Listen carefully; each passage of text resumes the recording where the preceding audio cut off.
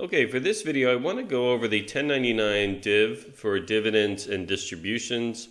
And specifically, I want to focus on what do you do when you see foreign taxes paid reported on your 1099, right? What does that mean? How did those get there? What kind of investments do you have to be holding in order to see some of those foreign tax withheld amounts? So I've got the sample 1099 here, which we'll go over in a little more detail. We do have a sample 1040 for our taxpayer. So this is John Q. Taxpayer. It's his single filing Form 1040 for 2022. And then we also have one slide here covering some of the background on the 1099 and then the foreign tax element. So the 1099 is filed to report a variety of types of income and expenses. So we see this for ordinary dividend income, qualified dividend income, capital gains distributions, non-dividend distributions, investment expenses, and foreign taxes, right? So generally, when we just have dividend income, we report it all on Schedule B, and then that's it, right? It's U.S. source income. We report on Schedule B, and we include it with our return. But if you have investments in foreign corporations and you have some foreign taxes that were paid, not only would you be reporting that on Schedule B, but you might also need to complete a Form 1116 for a foreign tax credit calculation. So when we talk about foreign source dividend income, we mean dividends paid by foreign corporations or these non-U.S. corporations. So for example, if I'm a U.S. person and I'm a shareholder of a corporation that was formed in the UK being a foreign country, so any dividend distributions coming out of that foreign corporation are foreign sourced income. Now that's important for U.S. taxpayers because we have to report our income from whatever source derives, so whether it's U.S. or foreign. But the foreign source element is important because if we have foreign taxes paid or withheld on foreign source earnings, we might be eligible for a foreign tax credit against our U.S. liability on the same income. So what's a common example where we see these foreign tax issues? And it mainly happens when we invest in REITs or regulated investment companies. So the foreign taxes are going to be reported in Box 7 and Box 8. So if we quickly look back at the 1099 here, we can see Box 7 is the foreign tax paid, and then Box 8 is where you would report the country of source, right? So if it was a UK corporation or a corporation in Switzerland or Spain, you might see a label there for the country. In this case, because we're invested in a REIT, you don't actually have to put anything in Box 8. So your broker might send you something like this. They could give you additional information on the country of source and all the supplemental information. But as far as the 1099 itself, they don't have to do that. They just have to indicate that it's a REIT or a regulated investment company. And then that's all you need as far as completing your 1116, right? Now, when we look at the 1099, this is also an important thing to highlight. The 1099 itself doesn't tell us what piece is foreign source dividend. So in other words, if I look at my 1099 div here, I see the total amount of ordinary, what portion of that is qualified. But this line 1A, I don't know what amount in there is foreign source dividends or in what amount is U.S. source dividends. I know there's got to be something in there because I do see some foreign taxes that were paid, but based on looking at this alone, I can't tell. And so that's why your broker should provide you some additional worksheets and supplemental information so you can calculate, or perhaps they just give you the actual numbers, what is foreign versus what is U.S. source income. Now, what makes these REITs interesting is when you invest in a REIT, they are taxable as corporations for U.S. federal tax purposes, but they can make certain elections to be able to pass through foreign taxes paid, right? So not every REIT can make this election, but if you're invested in a REIT where greater than 50% of the assets consist of investments in stock of foreign corporations, the REIT can pass on any kind of foreign taxes that were paid by the company, right? And so REITs have this nice pass-through treatment where if they distribute enough income to the shareholders each year, The corporation itself isn't paying the tax. All that money gets pushed down to the shareholders, and they report the income. All right, so let's look at an example here, and then we'll take a closer look at John's 1040 and the 1116. So John is invested in a publicly traded REIT during 2022. And so at the end of the year, the brokerage company gives John the 1099, which with some supplemental information, right? So the 1099 reports the ordinary dividend income, qualified dividend income, some capital gain distributions, and foreign taxes paid of $350. Now again, but in looking at the 1099 div, there's nothing here that indicates how much of these items up here are foreign source, right? We can only see the foreign taxes paid. So in the supplemental information, they indicate that, okay, of the total amount of ordinary dividends paid to you, the foreign source income percentage is 67.01%. So that's how we know now, okay, I see 3553, roughly 67% is going to be foreign, and then the other piece is going to be U.S. source income, all right? So once John has all this information, he can use it to complete his 1040. So the first thing John would do is certainly look at Schedule B to report the ordinary dividend income and the qualified piece on page 1, right? So he does report the total amount of ordinary dividends as reported on his 1099 div, and then the qualified piece goes on page 1 of the 1040. But then now he needs to figure out, okay, I've got a foreign source piece here. How do I report that and claim my foreign tax credit? So that's all done on the 1116. Now, the 1116 in certain circumstances isn't absolutely required, right? If you have a small amount of foreign taxes that were withheld and a few other elements applied to your case, you can claim the foreign tax credit without having to complete this 1116 form. In this case, John is going to complete the 1116 form, and so we're going to go through all the elements that he needs to include here. So first things first, again, this is John's return, his Social Security number, and the type of investment income we have here is passive category income. That's most of your portfolio type income amounts, so interest, dividends, things like that.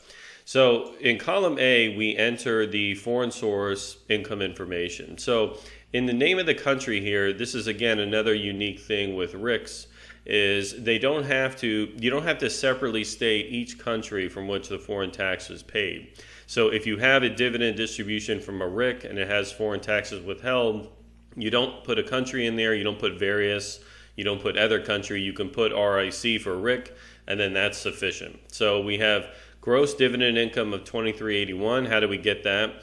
Again, we're taking 67% of our 3553 figure. So 67% of that total is $2,381. Now, the other piece here that's really, really important to be careful of is to calculate any kind of limitations that might apply. So remember, you can only claim a foreign tax credit against foreign source income that's also being subjected to U.S. tax. You can't use it across all of your income. And so what we're doing here is we're calculating, okay, what is our net taxable income attributed to the foreign piece? And then that'll further help us compute any limitation, if any, right? So in the deductions and losses section here, so we claimed the standard deduction on John's return, $12,950. The total amount of foreign source income he's got is $2,381, right? That's the figure up here. And then the gross income from all sources is $108,853. Now, that's important because we need these details to compute lines F and G, right? So line F, divide column 3D by 3E. We get that relative percentage, and then we multiply 3C by 3F, right? So $283, what we're doing there is we are calculating the amount of expenses that John has, this standard deduction, that can be allocated to the foreign source income. So $283 is allocated as expenses, right? So we have $2,381 in foreign source gross income, $283 in expenses that were being allocated here, and then the net amount of income is $2,098. In part 2, we input the information from our 1099 div, right? So Again, this is another unique thing with RICs, but the date paid or accrued, you don't have to enter any specific date. You can enter 1099 taxes and then complete the rest of the information here in US dollars. So RICs, again, we don't have to enter a specific date paid or accrued. We don't have to enter the amounts as they originally were in their foreign currency. We just have to report the amounts in US dollars as they were reported on our 1099 div. So on our 1099 div, we had foreign taxes paid $350, and so we enter that information down here. All right, so now once page 1 is completed, we move on to page 2, part 3 to figure, okay, of the foreign taxes that were paid, $350, how much of this can I actually claim as a foreign tax credit?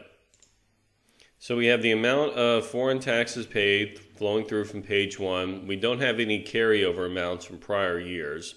So the total amount of taxes that we're working with here available for credit is going to be $350.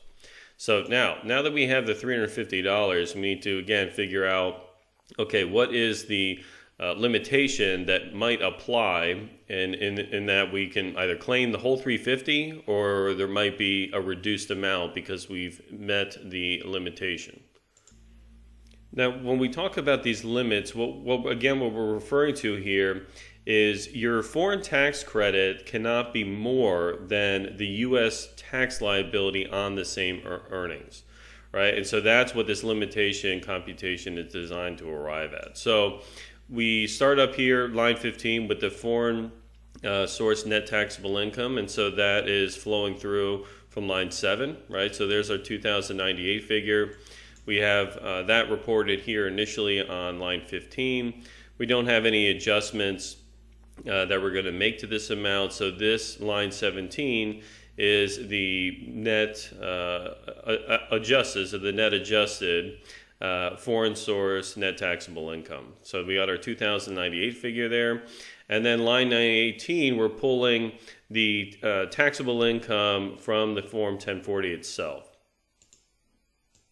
Now, normally, if you don't have any kind of qualified dividends or any kind of capital gains long term, you can just enter the taxable income number from your page 1 of your Form 1040. So notice here it says enter the amount from line 15 of your Form 1040. However, if you figured your tax using the lower rates on qualified dividends or capital gains, see instructions. And so that's what we've had to do here. So if we look at our taxable income, 95,903, that is not the number that we're reporting here on our line, our line 18 amount, right? We've got a different figure there, and that's because of the qualified dividends and cap gains. So how do we get this adjusted number? Well, the instructions have a worksheet, right? So there's a worksheet for you to figure what you should be reporting there on line 18 if you have these different types of gains. So line 1, we are starting with, okay, well, what is our actual federal taxable income on page 1 of the 1040? So that is the value at the bottom here. So 95,903 is our federal taxable income. So we've entered that here on line 1.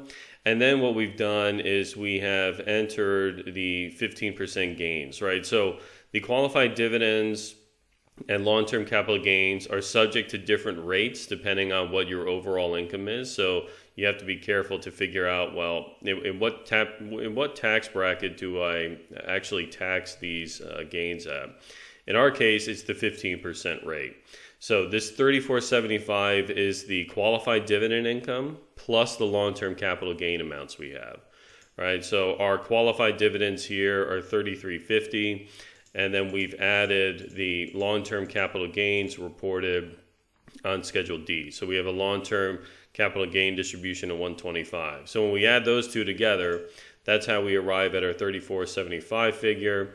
Multiply line 8 by 0.5946. And then subtract the two out. So 95,903 minus $2,066 gets our adjusted line 18 figure of 93,837. All right. So